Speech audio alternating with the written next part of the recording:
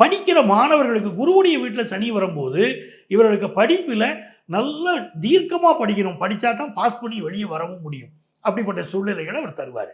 யாரை கும்பிட்டா நல்லது நடக்கும் இந்த ரிஷபராசிக்காரங்க அப்படின்னு பார்த்தீங்கன்னா, அங்காள பரமேஸ்வரி.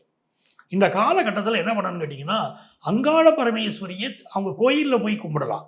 வீட்டில் கும்பிட்றவங்க வீட்டில் ஒரு பித்தளை தட்டு எடுத்துக்கிட்டு அந்த பித்தளை தட்டில் வெத்தலை இருக்குது பார்த்தீங்களா, அந்த வெத்தலையை 2 வெத்தலையாக வைக்கிறோம். 2 வெத்தலையாக 8 வெத்தலை வரிசையாக கணக்கு, 8 2 வெத்தலைகள், அப்போ 16 வெத்தலை வருது. 8 வெத்தலைகளை வச்சு நடுவில் ஒவ்வொரு மேலேயும் கொட்டைப்பாக்கு வைக்கிறோம். கொட்டைப்பாக்கு வைத்து நடுவிலே ஒரு தேங்காயை வைத்து அந்த தேங்காயின் மீது கொஞ்சம் திருநீர் வைத்து கெட்டி கற்பூரம் வைத்து தீபம் ஏற்றணும். தீபம் ஏற்றி அந்த தீபத்தை நம்ம வீட்டிலேயே நம்ம அங்காள பரமேஸ்வரிக்கு காட்டி இதை வழிபாடு செய்கிறோம். அந்த கற்பூரம் அணைந்த பிறகு அந்த திருநீர் மேலே அந்த கற்பூரத்துடைய சுவடுகள் இருக்கும் பார்த்தீங்களா, அந்த திருநீரை எடுத்து நெற்றியிலே அணிந்து கொள்கிற போது இவங்களுக்கு இருக்கக்கூடிய திருஷ்டி தோஷம், இவங்க நம்புகிற செய்வினை தோஷம், குடும்பத்தில் இருக்கக்கூடிய வேலை பிரச்சனைகள் எல்லாமே நிவர்த்தி ஆகிறத ரிஷபராசிக்காரங்க பார்க்கலாம்.